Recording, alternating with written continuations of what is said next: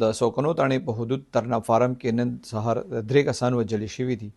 کم کسان چې وژل شوي دي په دې کې 2 ورونه شامل دي، یو یې د تره زوی دی. دا 3 ونه چې کوم دي د دې تعلق ورمړو سره دی او د مال منډۍ ته خپل کاروبار دپاره راتلل. دې حوالې سره د سوکنو تاڼې پولیس وینا دا ده چې نن سهار د اطلاع ملو شو چې ترنا فارم سیدانو پول د دغه ځای سره په موټرسایکل باندې 3 کسان را روان وو، په هغې باندې ډزې شوي دي. په هغه ډزو کې 3 ونه مړه دي. د پولیس وینا دا ده چې دا کم کسان قتل شوي دي په دې کې رخسار او صادق د دې د پلار د انځرګل او بل د دې د تره زوی دی ناهید ولد قدیم، دا د غازي خیل اورمړو اوسېدونکي 3 واړه.